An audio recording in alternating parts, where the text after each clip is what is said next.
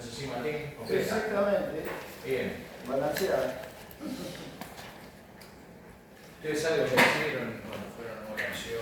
Bueno, ahora vamos a ver la parte en detalle y la parte tradicional de lo que cómo se hace una prótesis. No una completa digital. Vamos a ver toda la secuencia para que ustedes sepan cómo hacer una prótesis total removible de la manera estándar que se hace, que yo les diría que es el 99.9% de la población ontológica, que hoy por hoy hace prótesis estándar.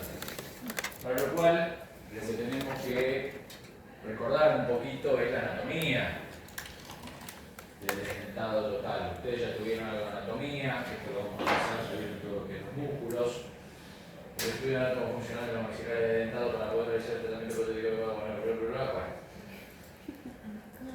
En sí lo que vamos a hacer ahora es empezar a ver un poquito los bordes, cómo están formados, qué accidentes anatómicos hay en él, qué hay que reconocer de estos accidentes anatómicos y por qué nos va a servir, o nos interesa conocer esto, ya que uno de los desafíos que va a encontrar el clínico cuando vaya a instalar una prótesis total removible, es que esa prótesis total removible se quede adherida al reborde. Ustedes piensen que no va a ir enganchada en ningún lado. Va a quedar adherida por algo que después vamos a ver más adelante, que es el cierre potencial, que es un cierre que va a ser un cierre periférico, de manera tal de que se genere como una especie de sopapa entre el reborde. Eso se va a lograr en el maxilar superior, en el maxilar inferior. Sí se logra. ¿Saben el mago cacarulo ustedes? Es de pura suerte. La verdad es que es muy difícil lograr retención en el maxilar inferior. En el maxilar inferior uno lo que tiene que lograr es un buen soporte, un buen apoyo de la prótesis, que no lastime, que si en algún momento se disloca vuelva a su lugar sin lastimar, pero realmente lograr retención en una prótesis en el maxilar inferior es complejo. No es que no se puede lograr, pero bueno, depende mucho de la anatomía y en los pocos casos que se logra, la verdad que no es la menor cantidad. Bien, y acá tenemos, para que ustedes vean, después van a hacer esto que sería el reconocimiento de los accidentes anatómicos. Esto sería un modelito de un maxilar superior, en el cual ven que está dibujadito y le vamos indicando acá lo que tienen es el frenillo labial. Cuando ustedes hagan la parte de diseño de la cubeta, van a ver que en la zona de las bridas, después al lado van a ver que sale una flechita que es en brida lateral, la diapositiva que sí, quizás. Es una zona que uno tiene que aliviar porque es una zona que si uno la comprime pueden pasar dos cosas: o la prótesis se mueve o lastima al paciente. Pero siempre algo va a pasar porque son zonas que son de movimiento y tienen que quedar liberadas. ¿De qué va a depender una u otra? Bueno, si la prótesis tiene mucha retención, generalmente lastima al paciente. Si la prótesis no logra mucha retención por la anatomía propia del maxilar, eso lo que va a hacer es tirar de la prótesis para abajo, en el caso del maxilar superior, y la prótesis va a caer. El paciente va a decir, muevo el labio y se me cae. El problema generalmente está en el frenillo. Es una fibroso de 2 o 3 milímetros que parte de la inserción de los tejidos móviles, es decir, prácticamente del labio. El estacionario se dirige hacia arriba, adelante, terminando en el espesor del labio superior, pasando por encima del surco ocular. No admite la exclusión protética, esto quiere decir que uno no puede montarse sobre una prótesis. Porque si se monta, pasa lo que dije anteriormente. Bien, el reborde alveolar residual. El reborde alveolar residual es donde antes había piezas dentarias. El reborde alveolar, o la apófisis alveolar del maxilar superior, propiamente dicha, si uno habla con términos anatómicos, tiene su existencia porque está para sostener los dientes. Una vez que los dientes dejan de estar, esa prótesis, esa apófisis alveolar tiende a la reabsorción. El organismo es una máquina energética que lo que hace es ahorrar energía. Entonces, no va a gastar energía energía para mantener una apófisis alveolar y no tiene dientes, porque no tiene función en esa apófisis alveolar. Entonces empieza una reabsorción que esto aumenta y continúa a lo largo del tiempo. Es decir, que el paciente que tiene prótesis completa generalmente es una prótesis que cada tanto hay que hacer un mantenimiento, que se va a desadaptar o hay que repetirla, porque es una realidad. El reborde alveolar, a medida que pasa el tiempo, se va a ir perdiendo por la ausencia de los dientes. Tiene forma de herradura abierta hacia atrás, donde se encontraban los alveolos dentarios, se encuentra recubierto por mucosa. El límite de secuencial de la línea de inserción de los tejidos móviles y no móviles, llamada línea cero anatómica. Esta es la línea cero anatómica, mira, o de Camaño Altuve. Camaño Altuve es un protesista, un odontólogo protesista, oriundo de la ciudad de Rosario, escribió un libro muy conocido, ¿cómo se llamaba el libro de Camaño Altuve? Tratado Mecánico, bueno, no me acuerdo exactamente el nombre, que es de hace muchos años. Y si uno lee el libro, ustedes todos seguramente han estudiado de Aníbal Alonso, el libro de Aníbal Alonso, el libro de evolución. Bueno, lean el libro de Camaño Altuve, si lo consiguen. Tratamiento desde todo total removible, ¿puede ser? Me parece que no, ¿No? El de Camaño Altuve tiene no sé sí, qué. el otro era Capucilillo. El otro es de John Capuselli. Bueno, Camaño Altuve tiene un libro en el cual habla un montón de oclusión y un montón de los conceptos que van en el anuncio están, ya Camaño Altuve los hablaba, no todos los de Rosario, pero bueno, no tuvo tanta prensa, digamos. La zona de tuberosidad, esta es una zona que nos va a dar la retención, es esta zona, la zona posterior. Es la zona que va a dar la retención, por eso cuando uno, ya lo vamos a ver cuando hagan diseño, hay varias líneas que uno va a tener en cuenta. En la zona de la tuberosidad uno lo que va a tratar es de abarcar toda la zona de tuberosidad, toda la zona de tuberosidad. Igual estos son los reparos anatómicos, yo ya les voy adelantando algo para que nos sirva para diseño, pero vamos a tener una clase de lo que es cómo se hace el diseño de la jugueta, tanto superior como inferior. Está ubicada por distal, los rebordes alveolares, es donde termina el reborde alveolar. En su parte posterior es una zona de retención prototípica por excelencia. Si uno, por algún motivo, o porque vino mala impresión, o porque cuando estaba en la recortadora recortó de más, uno corta la tuberosidad y no la abarca, o lo que fuera, generalmente uno hace esto: pone la prótesis y la prótesis se cae, no sostiene. Si la prótesis no sostiene nada, generalmente el problema está porque está corta en algún lado de las tuberosidades.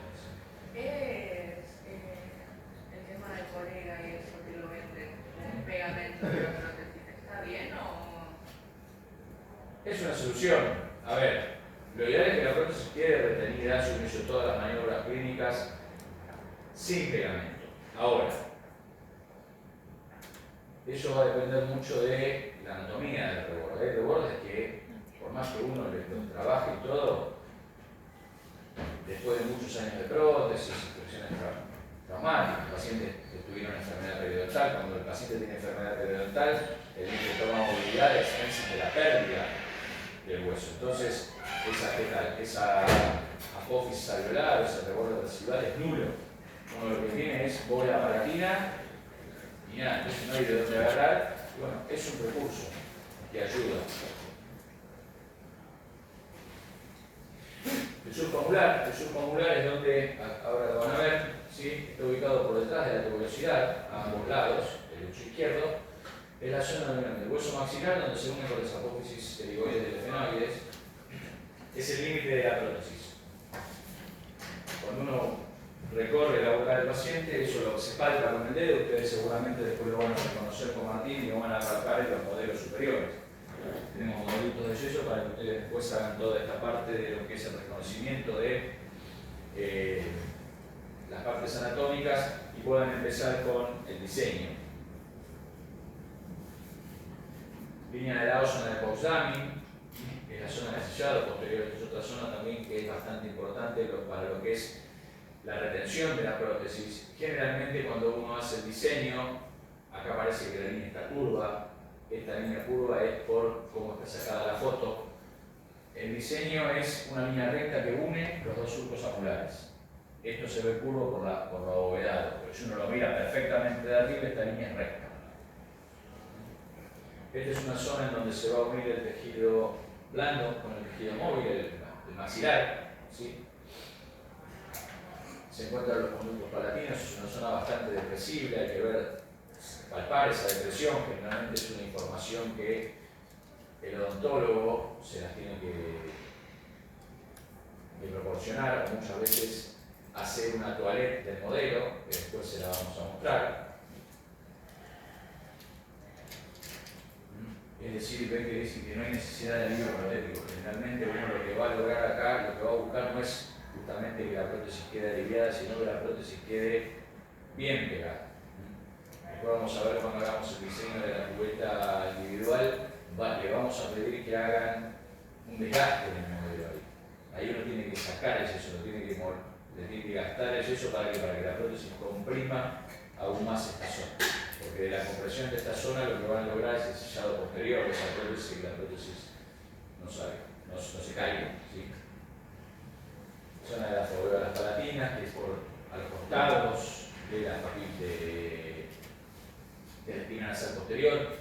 Cuando hagan el desgaste, la espina nasal posterior es una zona dura, es una zona que no tiene depresibilidad, ese desgaste no lo van a hacer, es un desgaste en seminocho, lo van a hacer. Después lo vamos a ver ahora. Este es un repaso, después vamos a empezar con las maniobras clínicas para que ustedes vean. Las heridas laterales que les decía, que hay que tener el mismo cuidado que uno tenía con el frenillo labial, es decir, son zonas que uno tiene que aliviar y tiene que permitir el movimiento, porque el movimiento en el paciente va a continuar. Entonces, si uno no lo permite, o lastima la prótesis o la prótesis se cae. Está ubicada por la altura de la vejiga a la altura de premolares, más o menos, premolares, molares. Acá los modelitos se van a ver como en la foto, después cuando uno toma o bien una maniobra, una impresión de un paciente, esto no es tan claro, pero bueno, hay que empezar a reconocerlo. No admiten extensión protética, la papila interincisiva, que con una almohadillita que queda ahí entre los incisivos. Si ustedes se pasan la lengua por los incisivos superiores, van a ver que tienen como una pelotita, algunos marcados, otros menos marcadas. Y esto va a tener que, muchas veces, en paladares bastante ojivales, a veces ahí la prótesis, bueno, depende cómo haya tomado el odontólogo la impresión. Si le hizo agujeritos a la cubeta, no le hizo agujeritos a la cubeta, es una zona que hay un confinamiento de material y muchas veces la prótesis termina lastimando ahí. Entonces hay que saber ver la impresión y quizás hacer un pequeño alivio, si llega a ser necesario. Y si no, decirle, mirá, la impresión que me tomaste no estaba perforada, yo no te alivio la prótesis, fíjate, si notas una báscula ahí, aliviala o directamente se la mandan aliviado, porque si no le hizo los agujeritos. Tomó la impresión, quiere decir que la técnica no la conoce. Papila interincisiva, estamos, las arrugas palatinas. Bueno, estos son pliegues de la mucosa. Estos pliegues de la mucosa muchas veces uno se ve tentado de hacerlo, no puede hacerlo, las arrugas palatinas en la prótesis. El tema de las arrugas palatinas es que en realidad la arruga palatina es como una huella dactilar de cada paciente. Entonces muchas veces cuando uno trata de hacer las arrugas palatinas, salvo que pueda copiar las arrugas palatinas que tiene el paciente, muchas veces el paciente dice, la siente como un cuerpo extraño, le dificulta la dicción. Entonces, bueno, si uno las quiere hacer, las puede hacer, de última las tiene que sacar, no pasa nada, porque uno agrega clínico. Pero lo ideal es que cuando uno haga las arrugas palatinas, trate de copiar, si quiere hacer las arrugas palatinas, algo similar a lo que tiene el paciente. Si no, la lengua es como que se pierde ahí. Se pierde ya con una prótesis que encima tiene arrugas que son distintas, a veces se pierde más y al paciente le cuesta más decir fonemas como la R, donde la lengua toca ahí. Entonces, eso hay que tenerlo en cuenta. Ubicadas en el cerebro, convicción. El toro palatino no siempre está presente, es una especie de exostosis ósea, un sobrehueso que se da en el rafe medio. Bueno, si está presente hay que tenerlo en cuenta cuando uno ve el diseño de la cubeta, porque generalmente es una zona que no es para nada depresible y aquí esto sí requiere alivio, porque si no la prótesis oscura en la zona media y muchas veces eso termina por la fractura de la prótesis al medio, porque hace tac y se parte. Luego de pollo que marca la unión de los apófisis palatinos. Nunca, no está siempre el toro palatino. El toro palatino a veces está, a veces hay toros palatinos que son terriblemente marcados, parece que tuviesen una nuez, media nuez en el paladar. Es raro encontrarlos tan grandes, pero bueno, sepan que está. Sí está, desde el punto de vista de técnicos de laboratorio, generalmente ahí, y la prótesis hay que darle un pequeño alivio. Después ya lo verán en la parte técnica. Bueno, el rafe medio es la unión. Esto técnicamente no requiere ningún tipo de alivio ni nada, salvo que en paladares muy ojivales, este rafe medio está muy marcado a veces, y es como si fuese un... ¿Quiero contar algo? Ojival es cuando uno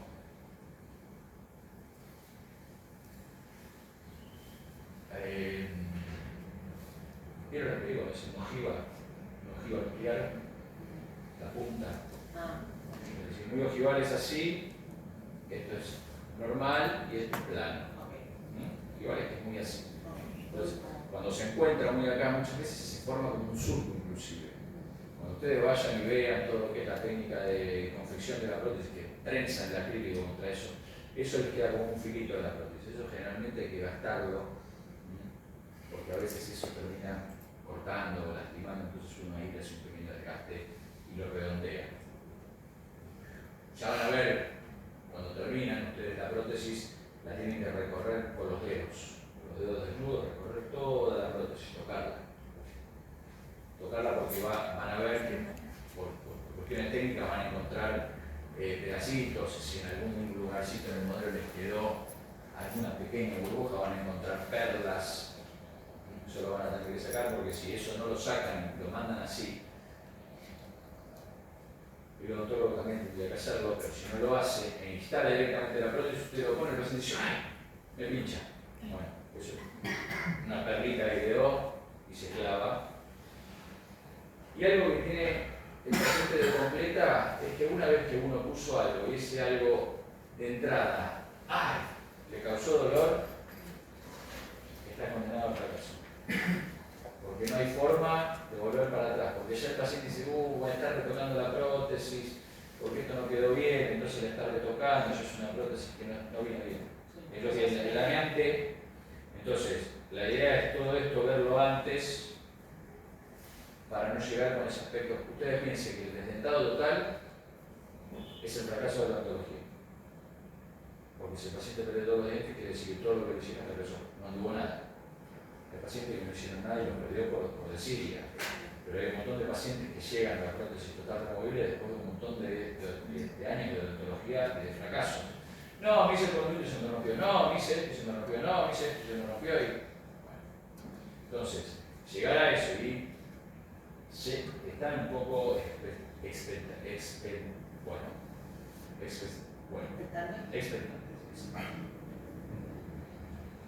Cosa de leer, ya tenemos que circular bien la sangre y la palabra.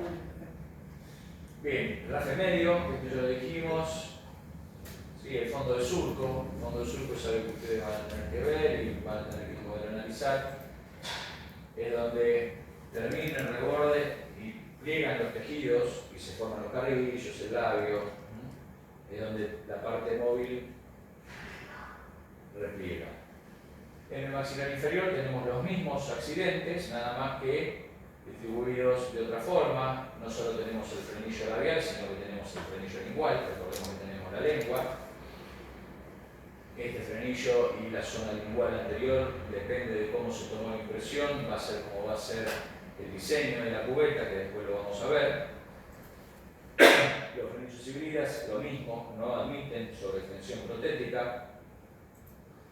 Y después tenemos reparos anatómicos. Recuerdan que nosotros teníamos algo que era la tuberosidad, que era la zona de retención por excelencia. Aquí vamos a tener zonas de soporte por excelencia, que son la línea oblicuo-externa y la línea oblicuo-interna, que son zonas en las cuales lo que nos van a dar es el soporte de la prótesis.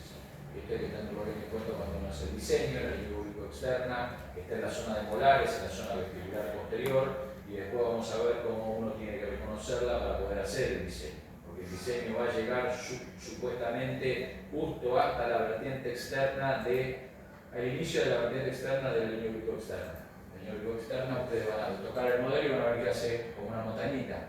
Cuando empieza a bajar la montañita, ahí debería terminar el diseño de la cubeta individual, que después lo vamos a ver. Por la cara vestibular, va de abajo a arriba.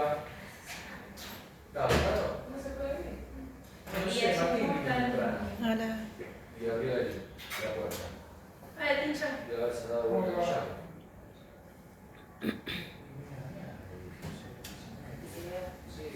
Desde el intervalo. Sí, igual creo que Martín después le va a dar reconocimiento en el modelo. Eso es lo que me ofrece, que la clase de la parte digital la vez que viene vos. Bueno, en la zona vestibular posterior tolera muy bien la sobreextensión de la prótesis. Esto de la sobreextensión de la prótesis, ¿a qué le viene?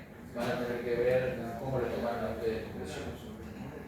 Si ustedes le toman una impresión para el ginecólogo y le dice, bueno, vamos a hacer la prótesis sobre esto, ustedes pueden tener la libertad de sobreextenderse. Sí, la técnica se hizo completa y ustedes hicieron una cubeta individual, el paciente, el odontólogo hizo todas las maniobras de recorte muscular, la extensión es la de la impresión. Uno no va a sobreextenderse porque no tiene dónde sobreextenderse. Línea oblicuo-interna, la línea oblicuo-interna no admite ningún tipo de sobreextensión. Si ustedes ven la línea oblicuo-interna, que es algo que muchas veces es una zona que uno se sobrepasa por cuestión de cómo escurre el material de la boca, uno debe identificar que la prótesis no tiene que pasar. Si la prótesis pasa a la línea oblicuo-interna, lastima. El paciente hay que gastarle. No admite sobreextensión. Y sobre todo el paciente cuando mueve la lengua, la prótesis se desloca. Si uno se pasa de la línea oblicuo-interna. ¿Sí? La papila filiforme es un reparo anatómico que tiene una forma de pera, por eso se llama filiforme. Siempre le van poniendo relativo. A veces está, a veces no está, a veces está. En realidad lo que uno tiene que tomar, más allá de la papila filiforme, si está de la papila filiforme. Si leen en otras escuelas van a ver que toman la zona media de la papila filiforme, que tomamos la parte distal de la papila filiforme. Lo que hay que tener en cuenta, eso lo tiene que tener en cuenta clínicamente, es la inserción del ligamento pterigomaxilar. Si el ligamento pterigomaxilar se inserta por debajo y mueve la papila filiforme, uno no puede invadir, porque si lo invade es lo mismo que un frenillo. Lastima, la prótesis se mueve. Igual después todo esto lo vamos a ver en maniobras clínicas y cómo se hace. Admite extensión dependiendo de dónde se inserte el ligamento.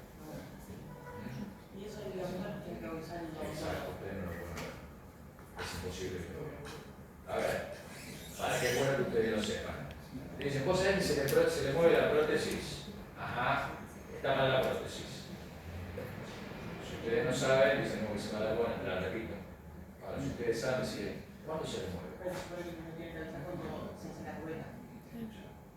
Bueno, que no te lo avisan. Vos haces la cubeta, te sobreextendes. Y la prótesis se mueve. El laboratorio dice, che, la paciente se le mueve la prótesis, se va a repetir. Si vos tenés conocimiento que no tiene el odontólogo, que a veces puede pasar, vos decís, ¿en qué momento se mueve? Bueno, vos hacés una cosa, ponele la prótesis, apoyarle los dedos en el pulsar y decirle que abra la boca. Si cuando abre la boca te levanta la prótesis, cortala atrás. Entonces ya el trato, por eso el odontólogo no te va a decir la prótesis está mal, cambiarla, te va a decir, mirá, me pasa esto, ¿cómo lo soluciono? Que vas a tener que empezar a solucionar los problemas, ¿me entendés? Pero no te va a decir, ah, está mal la prótesis, hay que hacerla de vuelta. Para eso sirve el conocimiento, para saber de la boca. Significa de nuevo lo de si admite o no extensión protética que no. Acá hay un ligamento espinoso, ¿sí? Que se inserta acá. Se inserta por acá. A veces más arriba, a veces más abajo. Cuando uno le pide al paciente que abra la boca, ese ligamento se tensa. Si ese ligamento se tensa, la prótesis se levanta de atrás. Ustedes no lo van a ver, ustedes van a llegar hasta ahí. Muchas veces, cuando uno toma una impresión, la impresión no se toma a boca abierta. Se toma y menos se toma a boca entreabierta, casi cerrada. Porque hay algo, no sé si está acá, si yo se lo comento, que pasa en los maxilares atróficos. Los maxilares atróficos pierden volumen. Cuando el maxilar atrófico pierde volumen, el hueso tiene una particularidad que, si bien es rígido, es elástico. Cuando uno abre la boca, se tensa la cincha pterigoideo-maceterina, y sobre todo lo que se tensa es el pterigoideo interno. El pterigoideo interno lo que hace la musculatura cuando el paciente o hace la boca hacia adelante o la abre de manera exagerada, hace esto en la mandíbula. Cierra los gonios, tira de los gonios hacia abajo. ¿Cuánto puede llegar? Y medido hasta el primer molar puede ser hasta 1/10 de milímetro. No, perdón, 6/10 de milímetro. Es un montón 6/10 de milímetro. Eso se llama fenómeno de Osborne, que lo estudió en 1964. Este odontólogo. Es la flexión mandibular. Por eso, si cuando les toma la impresión, si te dice el odontólogo, che, la prótesis toca mucho de adentro, ¿cómo tomaste la impresión? Y abrió la boca con todo. Está tomando mal la impresión. Porque la mandíbula flexiona y no hace mandíbulas atróficas. En este caso, ustedes no lo van a ver porque si el odontólogo tomó bien la impresión, la boca no está abierta, entonces no está tenso el ligamento. Cuando el odontólogo haga el recorte de la cubeta individual que ustedes le manden, debe pedirle al paciente que abra la boca y tocar, esto que le digo yo, la parte oclusal de la cubeta y ver si se levanta, entonces recortar la parte posterior. Si no lo hizo, ustedes tienen que decir que haga cuando la prótesis quede grande. Bien, el rebordo residual, que generalmente el rebordo residual en el maxilar inferior es súper exiguo y es muy difícil lograr retención. El fondo de surco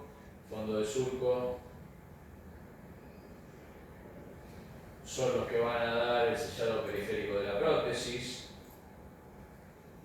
El sellado periférico es lo que ustedes van a tratar de lograr para lograr ese cierre potencial, ese cierre como que la prótesis haga sopapa en el reborde.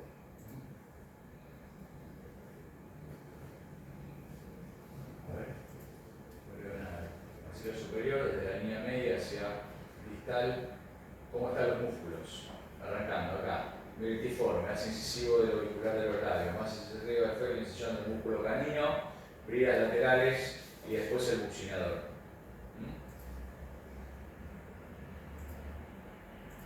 Esos son los músculos que se insertan, esos son los músculos que el odontólogo debería hacer una maniobra que se llama recorte muscular para lograr esa línea cero anatómica, que es la línea C, la línea que divide los tejidos blandos, los tejidos móviles de los tejidos insertados, extenderse un poquito más para lograr ese sellado periférico. No solo extenderse en altura, sino en ancho. Es más importante el ancho del borde protético que el alto del borde protético para lograr el sellado periférico. Maxilar inferior, por vestibular, esto es lo mismo. Borla de la barba, incisivo del auricular de los labios, zona libre de inserciones acá y después el repliegue del buccinador y por adentro el músculo